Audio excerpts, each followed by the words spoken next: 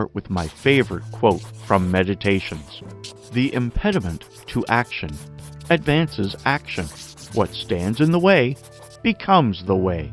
This impediment can be some close friend stabbing you in the back, cutthroat competition in your industry or job market, your competitors hitting below the belt, conspiring and non-cooperative people around you, the grudge of your boss at the workplace, not so professional work associates or team members, your revolting military generals or non-cooperative rulers of neighboring countries.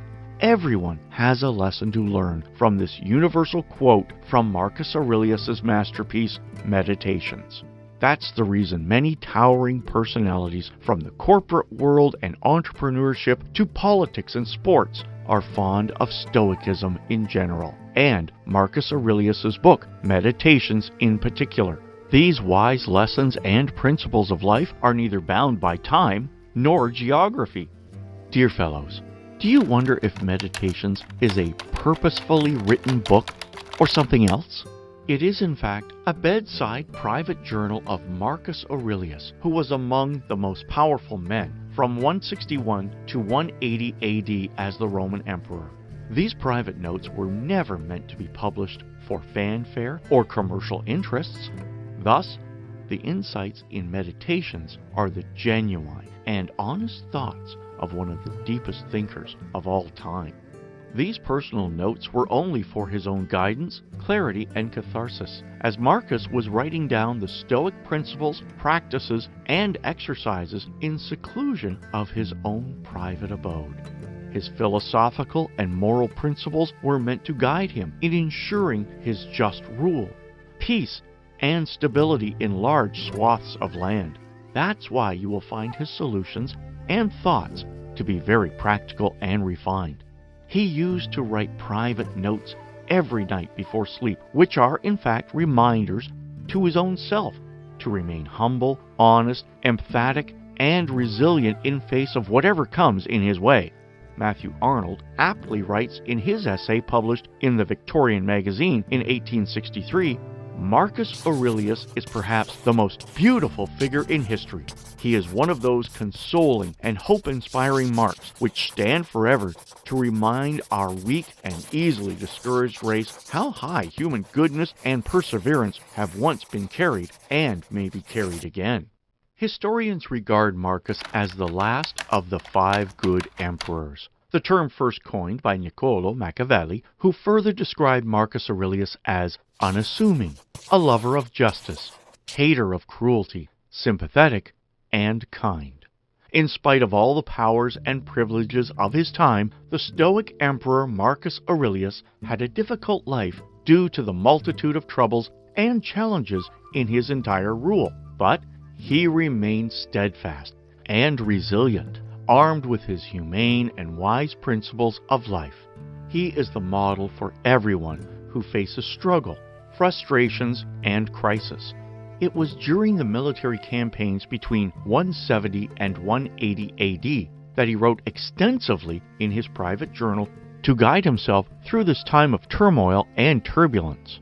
These writings of Marcus later became the 12 books under the title of Meditations, although the original notes had no such title. Meditations is a book of sayings consisting of a sentence or two to a long paragraph. Certain Stoic thoughts and ideas keep popping up as Marcus Aurelius faces challenges and conspiracies and constraints in the day, while in the night he engages in deep reflection and writes his personal notes before sleep. These recurring ideas and principles are what Marcus thought to be important to himself and to include in his own life. My fellows and friends, these Stoic principles have become even more relevant in the modern life. Now, let us discuss 8 Stoic principles and practices of Marcus Aurelius, extracted from the masterpiece Meditations. Number 1. Mind your own business. Shortcomings and misdeeds of others are none of our business. Don't be upset by others' evil doings. Try to correct them if possible. If they are stubborn, don't get depressed. You need to focus on your own strengths and weaknesses. That is your circle of influence. You cannot dictate or mold others. You cannot convince and influence others the way you can exercise your influence on your own self. So, what is the point of focusing on others' shortcomings, misdeeds, and weaknesses? You should rather put your efforts to make your own self better and better day by day. That is what you have control over. Marcus Aurelius writes in Meditations, "It's silly to try to escape other people's faults. They are inescapable. Just try to escape your own."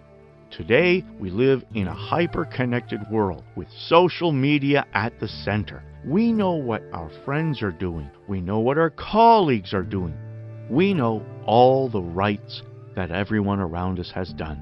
And we know even more precisely what wrongs others have committed. We love to think about and discuss others' actions and preferences. We always have opinions, what others should do and what they should not do. We engage in gossip, chatter, and speculation. And yes, we get offended quite often over what others have said or done because we have strong opinions about what they ought to do. Believe me, these are mere distractions. It is a trap in which today's generation is caught. 2,000 years ago, Marcus knew that other people's mistakes should be left to their markers. Forget about others' doings and wrongdoings. Quite frankly, you will not find time for it once you focus on your own life and try to fix it, rather than getting worried and concerned about others. You have enough on your own plate in today's busy life. So, don't waste your time and energies on others' mistakes. You don't need to be spying on others. Simply speaking, mind your own business. 2. Two wrongs don't make a right. If someone does wrong, try to correct him if he is receptive. But if he is stubborn, don't bother about him and his wrongdoings. And even more importantly, do not violate your principles in reacting to him. In Meditations, Marcus Aurelius reminds himself on several occasions not to get upset by the misdeeds of others. He believed that people do wrong not because they are instinctively bad. In fact, they don't know the difference between good and evil. Consequently, we should forgive people even if they have harmed us. Out of this act of kindness is a favor to the whole of humanity. Marcus thinks all good and bad people to be the different parts of one human body, which are meant to cooperate and interact with each other. In fact, all Stoics believe that we all are part of one interconnected organism. When you hurt one person, you hurt the whole group, and you hurt yourself. That's why the best revenge is forgiveness. Forgive others for their faults and have your way to self-improvement. This act of kindness will give you the peace of mind needed to attain excellence in your life and work. Number 3. Don't care about the opinions of others. This theme is oft repeated in Meditations. Marcus Aurelius believes that we should not make our life hostage to the opinion and approval of others. We should do things which are instinctively good and believe in our own self rather than seeking others' approval. Marcus writes, "Consider that as the heaps of sand piled on one another hide the former sands. So in life, the events which go before are soon covered by those which come after." We are all mortals, but we assign undue weights to the approval of other people while selecting our career, profession, attire, lifestyle, even our life partner. We pay a king's ransom without a guarantee that we will ever be free. In the same vein, the desire for fame and praise is worthless because every famous person dies one day or the other, and those who praise the famous person posthumously will themselves die soon. Marcus writes, "When you've done well and another has benefited by it, why, like a fool, do you look for a third thing on top? Credit for a good deed or a favor in return? Even the greatest of all fames is bound to fade into oblivion." So don't put all your efforts and energies to gaining approval, fame, and praise. Number 4, embrace change. There is no need to be afraid of change. Rather, embrace it wholeheartedly. Change is a principle of nature. No invention or discovery is possible without change. The change of anything into something new is in fact the progress of the human race. Marcus Aurelius said, "Is any man afraid of change? What can take place without change? And can you be nourished unless the food undergoes a change? And can anything else that is useful be accomplished without change?" In short, change is the progress. So love it rather than resisting it. My fellows, if you are watching this animated video till now, you have an urge to live a better life. Mr. Smart makes these animated videos to inspire you to lead a successful, peaceful, and well-balanced life. Subscribe to me before watching any further if you want more content like this. Now, let's get back to our next Stoic lesson of Marcus Aurelius. Number 5, get focused before you die. A theme closer to embracing change is to accept the reality of death and get focused to do meaningful work while you are still alive and healthy. We tend to forget the phrase memento mori, which means, remember, you will soon be dead. Marcus Aurelius remarks in Meditations, you could leave life right now, let that determine what you say and think. Don't waste your precious time watching television leisurely, or browsing the internet aimlessly, or any other form of passive entertainment. Rather, start doing passionately what you think is meaningful and worthwhile. Ask anyone what is important in his or her life. An immediate response will be family, health, career, business, or some dear hobby. Now, ask how much time you have spent with your family or exercising your body in the last 30 days. You will find an obvious mismatch between our priorities and the way we spend our time and energies. Number 6, what stands in the way becomes the way. The life of Marcus Aurelius was full of difficulties and challenges, but he braved all these upheavals with courage. In his rule of 19 years, he faced a constant warlike situation, a depleting treasury, a deadly plague, an incompetent and greedy stepbrother as co-emperor, a possible infidelity, a betrayal by his closest allies, arduous travels in his empire, and so on. In spite of these challenges, he writes, "Our actions may be impeded, but there can be no impeding our intentions or dispositions, because we can accommodate and adapt. The mind adapts and converts to its own purpose the obstacles to our acting." Accommodation and adaptation are the key words. Accommodate the impeding changes and adapt yourself according to these changes in the pursuit of your purpose and goals. Repeat these golden words of Marcus after me. The impediment to action advances action. What stands in the way becomes the way. It means that there will always be obstacles, problems, and setbacks in the way. Don't forget what impedes you can rather advance and empower you, depending on how you take and mold the circumstances without compromising your principles. Choose not to be harmed, and you haven't been. Life is not a bed of roses. There will be certain pains and defeats and betrayals and setbacks, but you can remain undeterred and unaffected if you choose to be. Your perception of an event is what matters. If we perceive some event as bad and troublesome, this perception will ruin our peace of mind.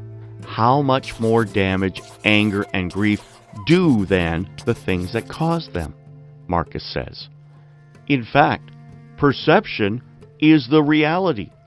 Marcus further writes in Meditations, you have power over your mind, not outside events. Realize this, and you will find strength. That's the strength with which Marcus braved all the challenges in his life. This single attribute, if internalized well, can give us enough strength, courage, fortitude, and perseverance to defeat all debilitating thoughts. Quoting Marcus Aurelius, "Choose not to be harmed, and you won't feel harmed. Don't feel harmed, and you haven't been." Number 8. Let thy deeds be few. Don't stuff your mind with unnecessary things.